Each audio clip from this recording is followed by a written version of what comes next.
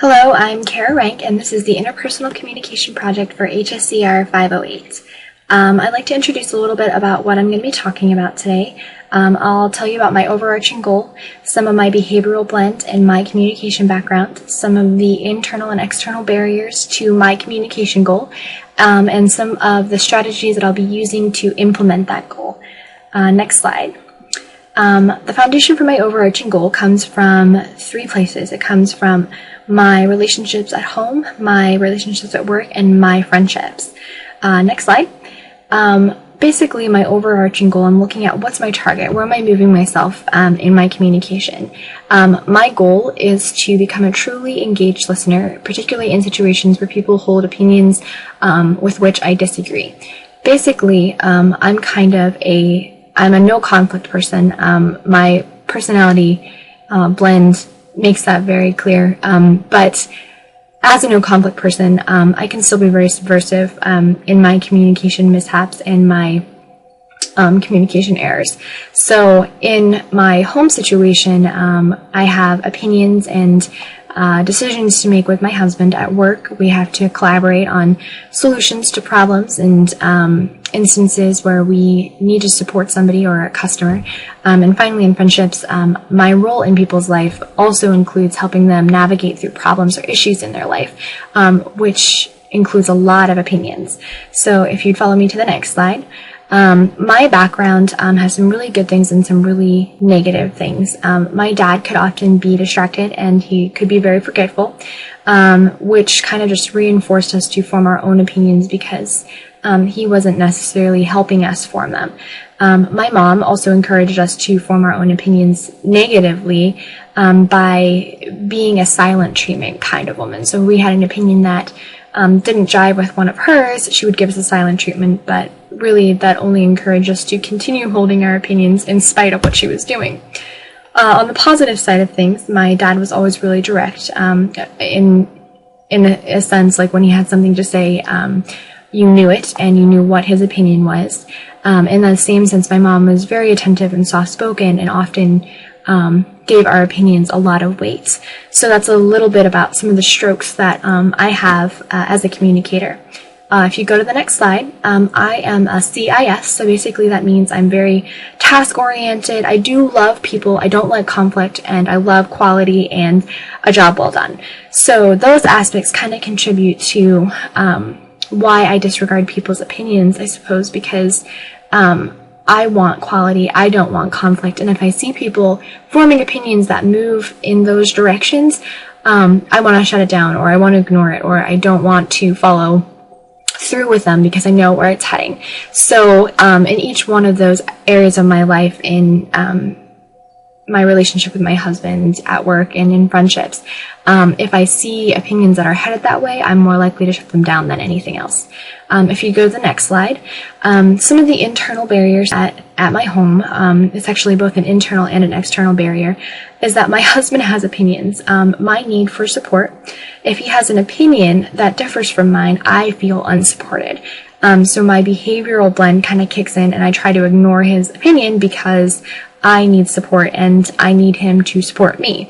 So it's both an internal and an external barrier because of my feelings about his opinions and the fact that he actually has opinions as well. If you go to the next slide, in the work environment, I think the biggest internal and external barrier is the inexperience of my team. We have a young team.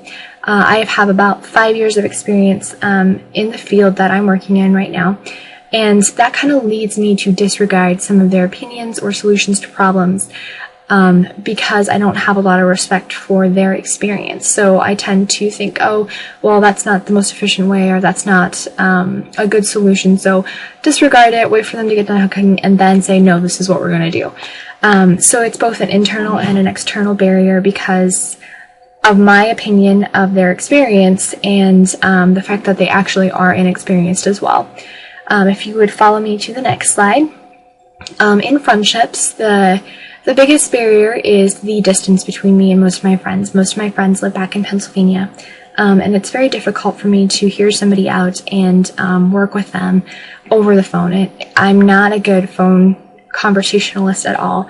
So the physical noise created by actually hurts my ability to communicate. And then again, my need for support does the same thing. So it's kind of like a double whammy. I feel unsupported, so I want to just offer my opinion and go for it. And then the physical distance also keeps me from being able to interact properly and give them the support that they need by listening correctly. So I've kind of picked out several theories, if you follow me to the next slide, that I think would be helpful in me reaching my overarching goal. The first one comes from Peterson, and that's a talker-listener card. I think if I just keep an overall awareness of the fact that other people need a platform, and that I will have my turn to speak if I need to, will be really beneficial. Next comes from Stewart, or actually Susan Campbell, and her phrase, "I hear you, but I have a different perspective." I think this phrase will help me implement my overarching goal in that I can still have my own opinions and a different perspective, but I can also allow people to have their perspectives and their opinions as well. Next, from Burley and Allen, just an awareness that I can be a really toned out listener. If I don't agree with something that somebody's saying, I'll just check out and then check back in when they're done talking, give them the solution, and then continue on. So it's efficient, it's quality, except that I'm, ignoring the other speaker. So it gets a little bit hairy there. But just being aware that I do that, I've already noticed a change. So I think if I continue with that and I remind myself that I do have that problem or that issue, it'll help me address my overarching goal. Smart and Featheringham suggested an activity called a fishbowl, where you introduce a problem to the group and then step back and don't put your opinion into the discussion. So you basically let the group discuss and find a solution without you, so you observe while they discuss and figure things out. I think that activity would actually be very helpful for me, because I wouldn't be able to just kind of like jump in or subvert people. I would actually have to let them develop their opinions all the way out and find solutions without my solution or my opinion. Finally, an author named Park suggested some practical ways for me to focus in on what people are saying so that I give them time to actually develop their opinion. First is to focus on the situation that they're describing, then to use specific examples to give them feedback. Watch their behavioral language. Again, it's a tool for focusing.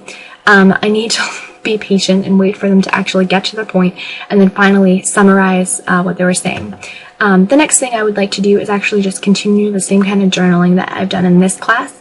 I think it will help me continue to focus on my overarching goal and actually see some results that I think would be pretty beneficial. If you'd follow me to the next slide. Two other things that I would like to do are to find some checkpoints, basically schedule some times for me to go over what I have laid out in this presentation, just to make sure that I'm staying on track, and then to find some accountability partners so that I'm not just kind of like floating along out there, and that I don't have anyone watching my work or giving me feedback or helping me move along in the project. So that's basically all of what I wanted to discuss today. I've identified some of my needs and some strategies and solutions for meeting them. And I think really what I've learned is that ultimately I do wish to continue developing correct or right relationships with people that I love at work, at home, and in friendships. So thank you very much. That's my presentation, and I've loved this class, so I'm kind of sorry to see it go, but I hope you have a great night, and thanks for teaching us.